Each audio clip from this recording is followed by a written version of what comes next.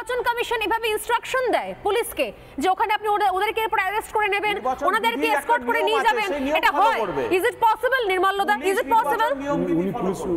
অরিন্দম দা, প্রথম কথা হচ্ছে আমাদের কিছু একটা ভ্রান্ত ধারণা আছে যে কেন্দ্রীয় পুলিশ যদি আসে বোধহয় কি আমরা বোধহয় স্বর্গরাজ্যে বাস করবো। It is not the fact.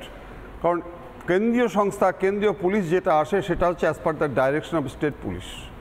আমরা যেটা করেছি, নতুন নিয়ম কি হয়েছে জানি না, কিন্তু আজকে যে টাইম টু টাইম যেটা as per direction of the state police একদম তাই চলে। কিন্তু আজকে যেগুলো হলো আপনাকে মনে রাখতে হবে 112 কোম্পানি কেন্দ্রীয় ফোর্স মানে 8,960 জন ছিল, তারপরে আবার স্টেট পুলিশ। স্বর্ণালী ম্যাডাম আপনাকে বলি যে ঘটনাগুলো আজকে দেখাচ্ছেন, এই যে সুদীপ্তবাবু যে কথাটা বলেছেন ইলেকশন কমিশনের ডাইরেকশন ছিল 7 দিন আগে যে প্রত্যেক থানায় ওয়ারেন্ট এক্সিকিউট করতে হবে। আজকে ভেটাগুড়িতে যে ঘটনা হচ্ছে, উদয়নবাবু বলছেন যে তার এগেনস্টে কেস আছে, তার এগেনস্টে ওয়ারেন্ট আছে, তাহলে আগে হলো না কেন, আজকে হলো কেন? এই উত্তরটা দিতে বলুন, আজকে হলো কেন, কেন আগে হলো না? অতএব এই যে নারী শক্তির আজকে উত্থান দেখছি, আপনাকে মনে করে দিচ্ছি যে 19শে ফেব্রুয়ারি 1946 সেখানে রয়্যাল ইন্ডিয়ান নেভি মাদ্রাসে যখন নাকি আজকে আমাদের ভারতীয় নৌবাহিনী সৈন্যরা যখন নাকি চড় মেরেছিল, তখনই কিন্তু ইংরেজ বুঝতে পেরেছিল যে ভারত থেকে আমাদের পদত্যাগ আমাদের চলে যেতে হবে। আজকে নারী শক্তি যেভাবে নাকি আজকে জাগ্রত হয়ে উঠেছে, আজকে সন্দেশখালী থেকে সমস্ত জায়গায় যেভাবে নারী শক্তিরা, আজকে আমি দেখছিলাম একজনকে মারছে শিখাদিকে, আমি আজকে দেখছিলাম কোন আইন আছে একজন বেরিয়ে যেতে পারবে না, যে কোনো কিছু বলে দিল?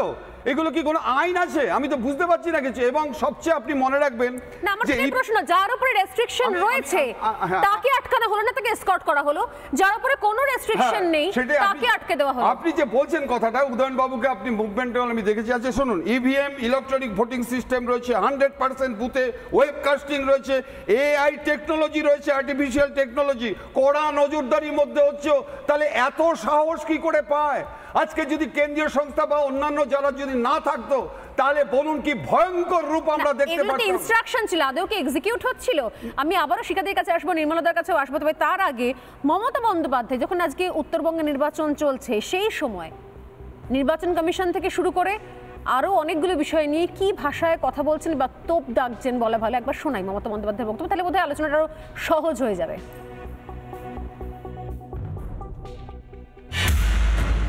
আমি যেটা দেখছি, they are using central force as their party cadre. I condemned it. আমি এক লাইন ইংরেজিতে বলবো যাতে বিজেপি কমিশনের কানে যায়। With my humble regards, may I bring to your kind knowledge, BJP Commission, please, why in Kuch Bihar election only the central forces are working, not even the state force, only from armed police and only armed police from the central government, CAPF and state police, only one home guard. Why? Why? How do you expect the impartial election, the pre-election, the fair election? You became a BJP commission. I am really sorry to say we are shocked. Malyada, Mamata Bandyopadhyay সাফ বলছেন, আমি আবারও ভিজুয়ালটা দেখাবো, দরকার হলে ভিজুয়ালটা আরো বেশি বেশি করে দেখাও। প্রতিটা ক্ষেত্রে যেখানে যেখানে যাচ্ছেন বিজেপি বিধায়িকা, সেখানে সেখানে শুধুমাত্র স্টেট পুলিশকে দেখতে পেয়েছি।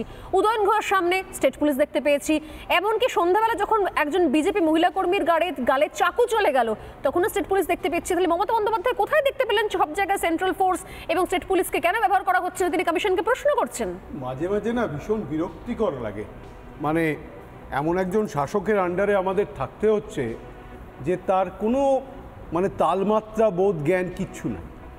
কি বলবো বলুন, কিছু বলার নেই। সিনিয়র জার্নালিস্ট হিসেবে সমালোচনা করতে হয়।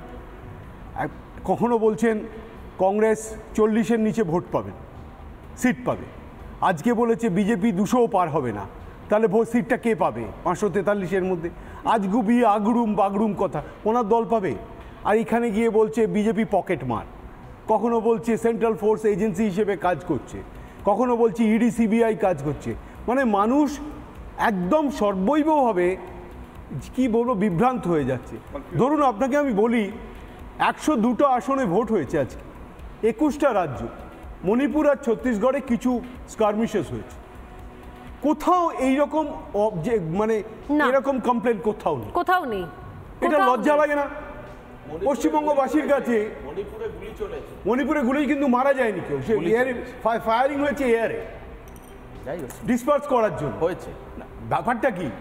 ঘটনাটা গুলি চলে যাবে না, আমি তো শুটডাউন করি। বাংলাকে আর বদনাম এখানে করার চেষ্টাটা সব বাংলাকে হেয় করার চেষ্টা নয়, ফ্যাক্টটাকে আপনাদের মানতে হবে। ফ্যাক্টটা যদি না মানেন তাহলে বাংলাকে ছোট করা হয়। মুখ্যমন্ত্রী হিসেবে সমস্ত ফ্যাক্টগুলো ভুল বলছেন। আপনি নিজেই আমায় বলুন, আপনি তো তৃণমূলের সমর্থক। একবার বলছেন আজকে বলেছেন বিজেপি 200 পার হবে না, আগে বলে যে কংগ্রেস 40 পার হবে না, তাহলে কে পার হবে? অদ্ভুত কথাবার্তা। এরকমভাবে কথাবার্তা কোনো মুখ্যমন্ত্রী এরকম ধরনের কথাবার্তা বলে? না, আমি জানি না, যাকে ছেড়ে দিন। আমার প্রশ্ন রয়েছে, এটা আমার কাছে খুব লজ্জা সাংবাদিক, সিনিয়র সাংবাদিক হিসেবে, যে প্রত্যেকবার বাংলার ওপরে এই ব্যাপারগুলো আসে। 21টা রাজ্যে ভোট হয়েছে, 17 কোটি মানুষ ভোট দিয়েছে। সারা ভারতবর্ষে 96 কোটি মানুষ ভোট দেবেন 7টা ফেজে। আজকে 17 কোটি ভোট দিয়েছেন, আর তার মধ্যে মাত্র 50 লক্ষ হচ্ছে এই 3টে আসনে। আপনি হিসাব করে দেখুন, যেখানে ভোট হয় 82 থেকে 86%, সেইখানে আজকে যদি এই জিনিসটা হয়, হোয়াট ডাজ ইট কনভে? আমি অনেকবার বলেছি যে সন্দেশখালি যে ঘটনা ঘটেছে ওটা প্রতীকী ঘটনা। রেখাপাত্র হেরে গেলেও কিছু এসে যায় না, রেখাপাত্র একটা প্রতীক। এই মহিলা প্রতিরোধ গ্রামে গ্রামে গড়ে উঠবে, ঠিক আজকে সেটাই আরম্ভ হচ্ছে। মহিলা রাস্তায় নামছে। মমতা বন্দ্যোপাধ্যায়ের 26% ভোট আছে, পশ্চিমবঙ্গে 49% মহিলা ভোট। দেখা গেল তো আজকে আপনি দেখা গেল দেখলেন, সেটা। আপনি তার প্রমাণ পাচ্ছেন। জায়গায় জায়গায় মহিলারা রাস্তায় নামছেন, উদয়নপুরকে ঘিরে ধরে সবাই রাস্তায় নামছেন। এবার তৃণমূলের দুষ্কৃতী, ঠ্যাঙাড়ে বাহিনী, গুন্ডা বাহিনী যা কিছু থাকুক, মহিলারা রাস্তায় যদি নামে, ন্যাচারালি তার অন্য একটা মাত্রা তৈরি হয়ে যায়। আবার মমতা দলে দলে ভোটও দিতে যাচ্ছে। হ্যাঁ, যাচ্ছে, আবার প্রতিরোধ করছে। ভোটও দিতে যাচ্ছে। যখন ভোটও দিতে যাচ্ছে, আমি তো বললাম 86%, আমি তো বললাম 86%। তৃণমূলকে বদনাম করার চেষ্টা করছে। বদনাম কোথায় হলো? সমালোচনা করলে যদি বদনাম হয় না, তাহলে তো কিছুই। ভোটটা পুরোপুরি তৃণমূলের পক্ষে, 21-এ সেটা প্রমাণ করেছে না, কিন্তু সেটা প্রমাণ নেই। 21টা আসনের মধ্যে, বিধানসভার আসনে, আপনাকে আমি চ্যালেঞ্জ করে বলছি, 21টা আসনে আজকে ভোট হয়েছে বিধানসভার নিরিখে, 14টা বিজেপির আসন। আপনি কি বলছেন? ফ্যাক্ট নিয়ে কথা বলুন, ফ্যাক্ট ছাড়া কথা বলছেন। ফ্যাক্ট নিয়ে কি কথা হবে না? বাংলা নিয়ে কথা বলবো। এখানে যে বাংলা নিয়ে কথা বলছেন আপনি, বলুন বিজেপি কটা পাবে? বাংলা আপনি এটা টপিক না, এটা আমরা এক্সিট পোল করছি না।